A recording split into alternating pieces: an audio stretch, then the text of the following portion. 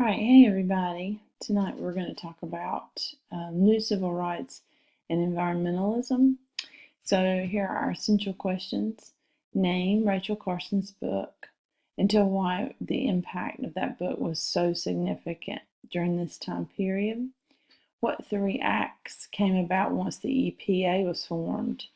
And how did 3 Mile Island set up a debate that continues to this very day about the safety of nuclear energy? All right, so we're going to start with the new civil rights. That's what it's called for African Americans and the disabled. So there's going to be some new information here. It's not the same old thing you've heard before. So African Americans started to push harder for improvements in public education and access to good schools for their children. So they won the Brown case, in 54. And as you know, it took 10 or plus years just to get most of the schools in the South integrated. Once the schools are integrated, African Americans realize that they're still not getting a fair education, basically. And some of that comes about through the Swan versus Charlotte Met case. So this is 1971, and this is Charlotte, North Carolina, okay? And it said that busing children to schools outside of their neighborhood would achieve racial balance, and it was constitutional. We have talked about, if you remember, de facto segregation based on social condition, also based on just the general population and how we naturally segregate ourselves. And in this case, a lot of neighborhoods are going to be segregated, as are churches. And because these neighborhoods are segregated, the schools around them tend to be more segregated. So the idea was to bus the kids across the city from here to there, excuse me, to make sure that there's a mixture of students as far as race or ethnicity in each school.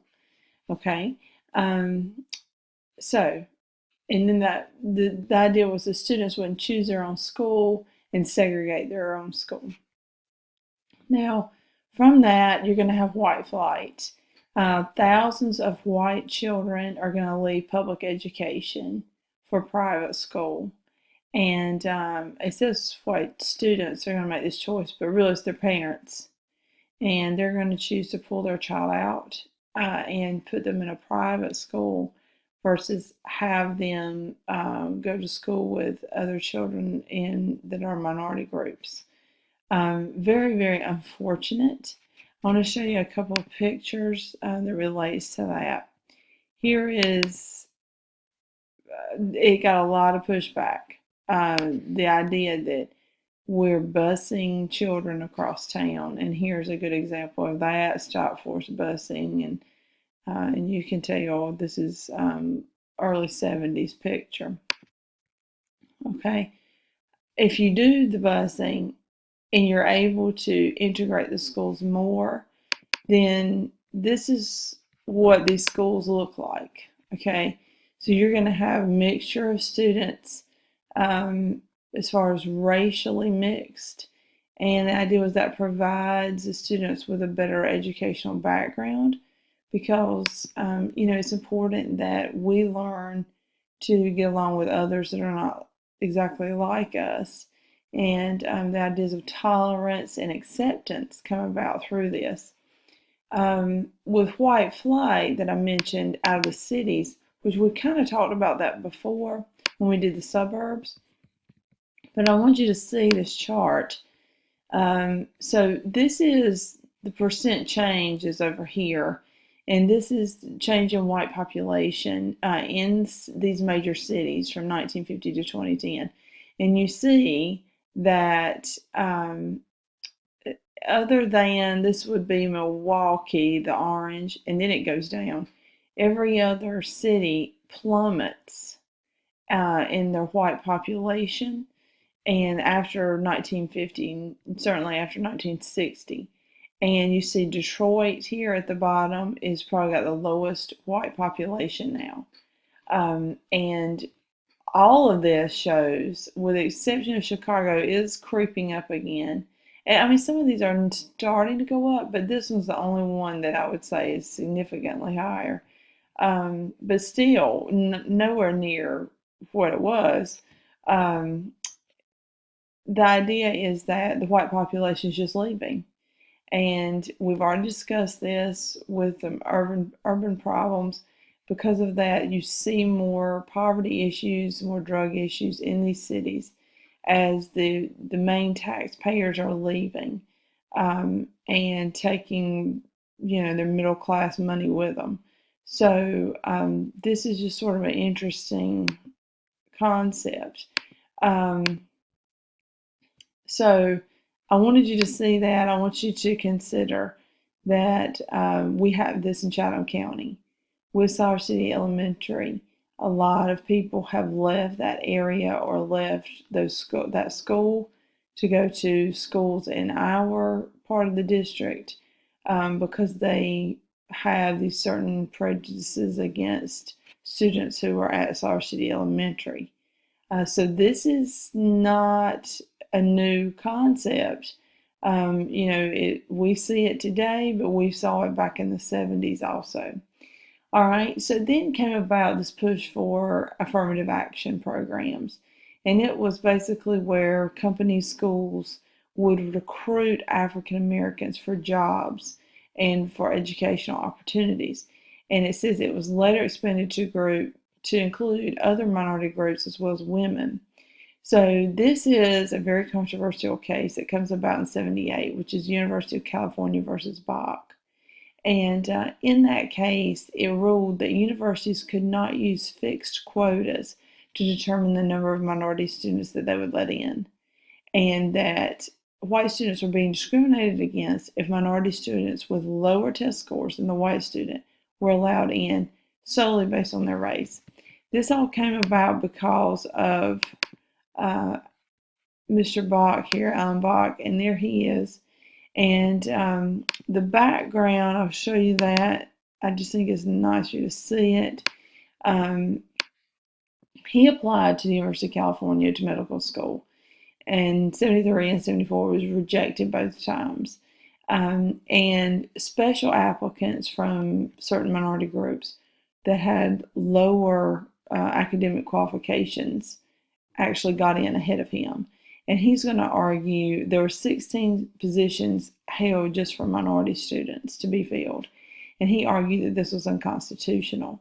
And the issue was, should race be a deciding factor in admissions? And the decision by the Supreme Court was that race may be a factor in determining admission, but it could not be the sole factor. In other words, 16 spots could not be held just for African American students because they're African American. All right, so it actually worked in the favor of Mr. Bach, saying now, that basically minority students don't get an inroad just because they're minorities. So from that, new civil rights leaders emerged, and Jesse Jackson's one of them. We talked about him before. He was with Dr. Martin Luther King when Dr. King was shot. He's going to found PUSH, which is People United to Save Humanity, registering voters, developing African American businesses. He does seek the presidential nomination in 84 and 88 for the Democratic Party, but fails. Shirley Chisholm is a founding member of the Congressional Black Caucus. She's also the first African American woman to serve in Congress.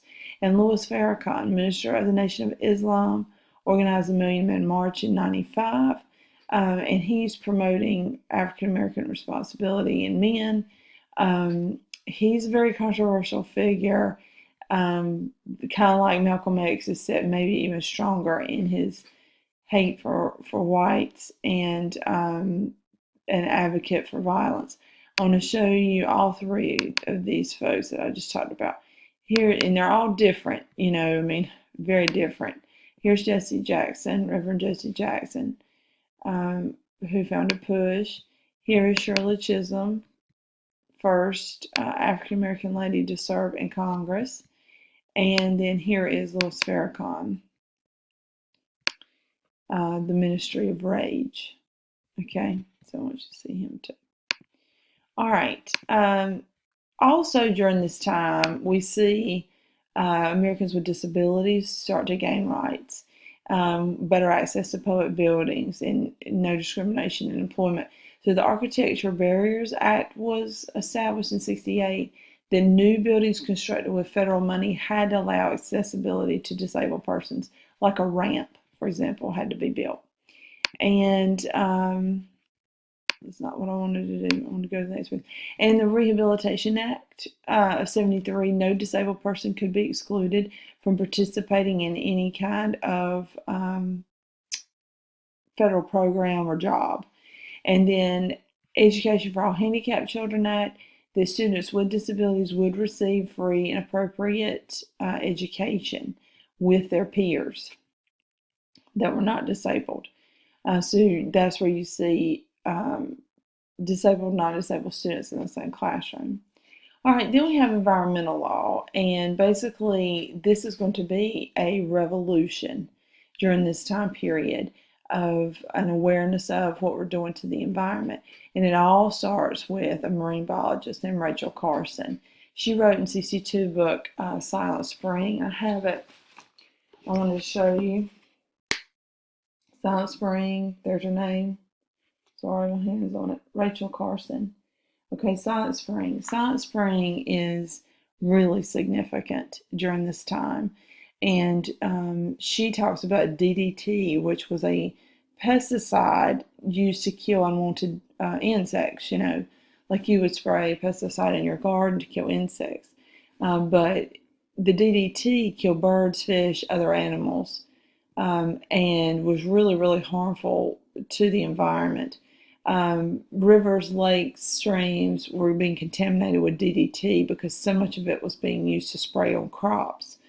And there was this nationwide ban on DDT in 1972, all because of Rachel Carson and Silent Spring. This book revolutionized environmentalism. All right, and I'll read you something about that in a little bit. I will show you a picture of her. Here she is. So she really made a big difference in the environmentalist movement. All right, and then smog. So smog is going to come about, fog made darker by smoke and chemicals, back to the chemical thing, from factories and cars are going to hang over cities, and Americans are breathing in this air. Today, the most densely filled areas country with smog is China. When we had the Olympics there recently, they had a real hard time cleaning up just the atmosphere around there so that runners and other athletes could compete without having some kind of attack with asthma, those that had asthma and that kind of thing. It was really, really dirty environment there. All right, and then we have the first Earth Day celebration in April of 1970, which also brought an awareness to the environment. And you have all sorts of different organizations from the Audubon Society, the Sierra Club, the Wilderness Society. President Nixon in '70 is going to enact the Environmental Protection Agency, huge deal, sets national pollution standards, monitors pollution rates, monitors dumping, illegal dumping, watches corporations and that kind of thing. The Clean Air Act law was passed in '70, which set standards for factories and automobile emissions. Clean Water Act in '72 restricted the dumping of pollutants in your water, which we're going to talk about in class. Endangered Species Act of '73 set up ways to help threatened animals. And then finally, 3 Mile Island. One of the reactors on 3 Mile Island, a nuclear reactor near Harrisburg, Pennsylvania, overheated and low levels of radiation escaped. Residents were evacuated, but even after the area was closed off, the leak was finally sealed. Still, it had made a huge impact politically. Americans start really questioning nuclear energy and are really afraid. And I have a picture of that, where it reached to. Here's Raleigh. You have that leakage. Really bad. All right, have a good night.